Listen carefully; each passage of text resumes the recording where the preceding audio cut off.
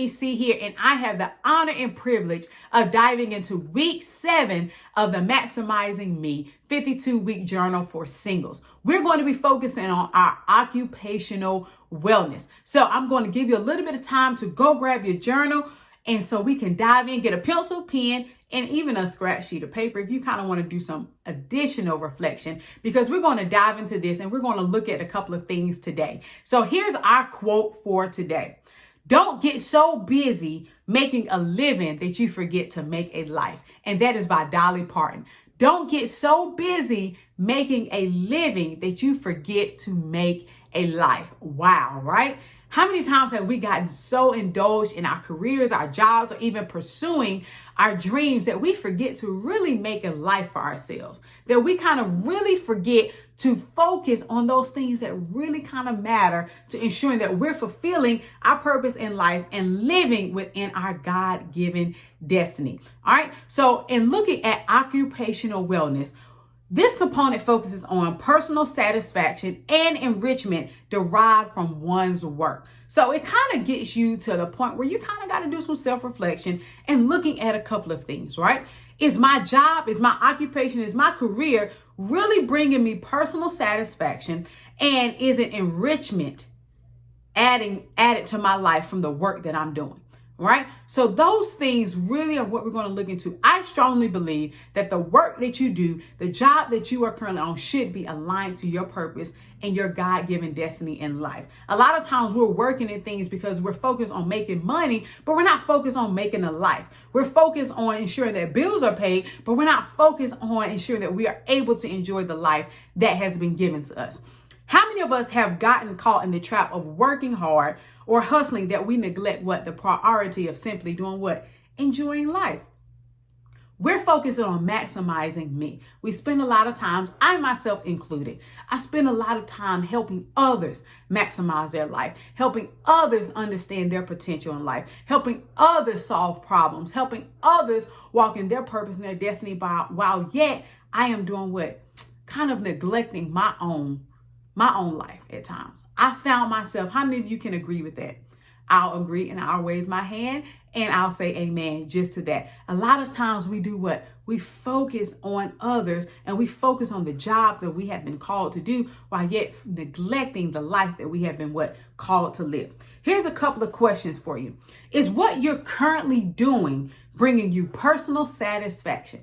Kind of ask yourself that. That's number one. Is what I'm currently doing bringing me personal satisfaction? So let me tell you this. I personally believe that personal satisfaction aligns with your purpose in life. My career, what I'm called to do, what I am supposed to be doing, whether it's job-wise, dream-wise, vision-wise, purpose-wise, it is aligned to what God has birthed me to do, right?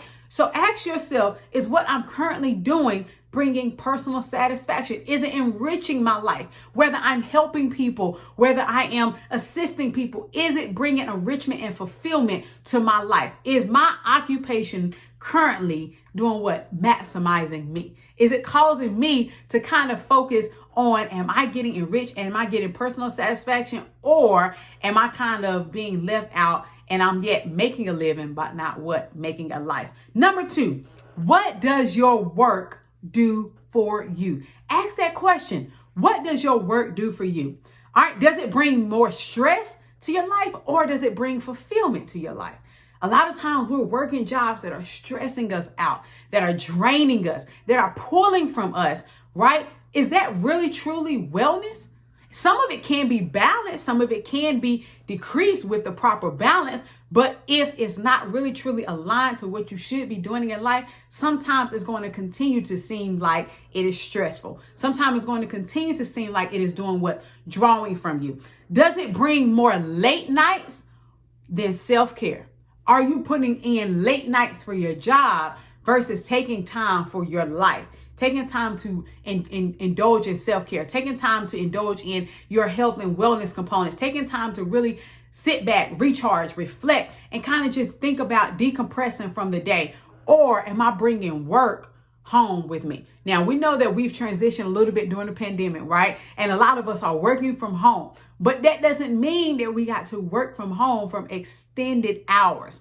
for extended time. We still have to develop that balance. We still have to ensure that we're incorporating time for us to do what? Maximize me.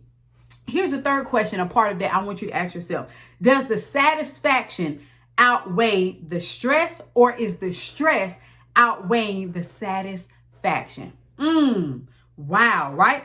So we might got to do an occupation check. Is it outweighing, right? So is my satisfaction from my work that I'm doing, is it aligned to my purpose? Because that way it's going to outweigh the stress. But if not, then probably stress is kind of outweighing what I've been called to do. Number 3, does your occupation produce positive or negative outcomes? Ask yourself that. Does my occupation produce positive or negative outcomes?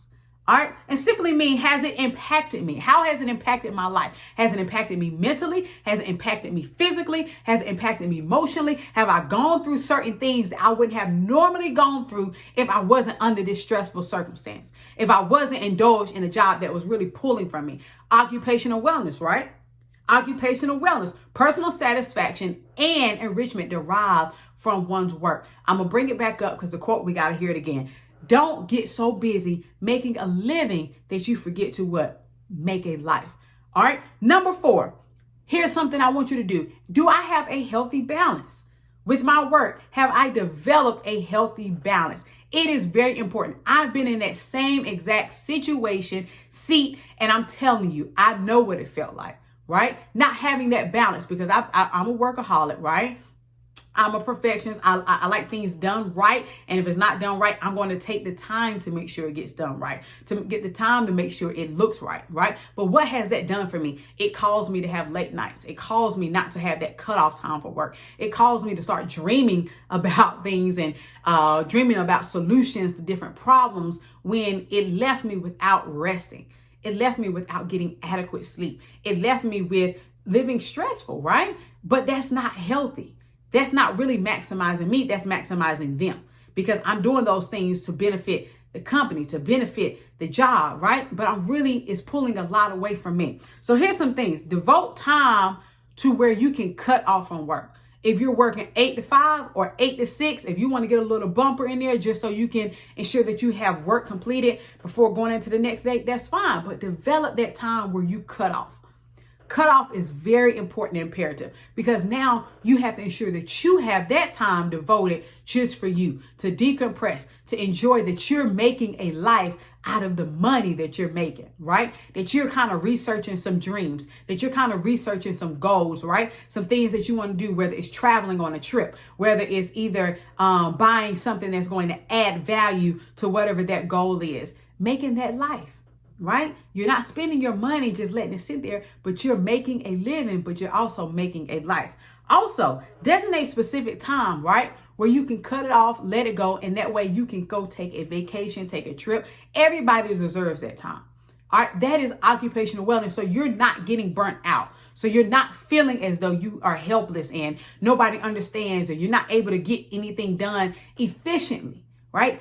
It makes no difference to do things if it's not going to be done efficiently. But it's hard to do something efficient when you're burnt out, right? And last thing, you need time to rejuvenate, rest, and recharge, and be okay with it. Wow, I'm telling y'all, I had to do some self-reflection, and it's be okay with taking the day off.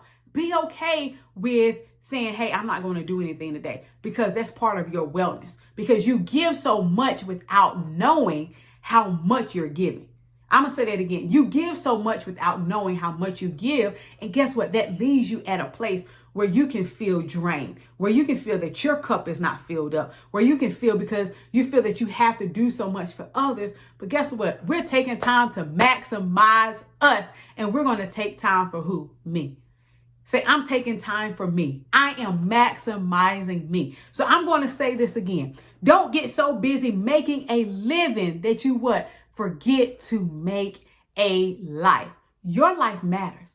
100% it matters. So as we continue on this Maximizing Me 52-week journal for singles, I want you to take time to develop that wellness. Take time for you, because guess what? You deserve it. This is Cammie C, and I'm glad you enjoyed this moment. Have a great evening.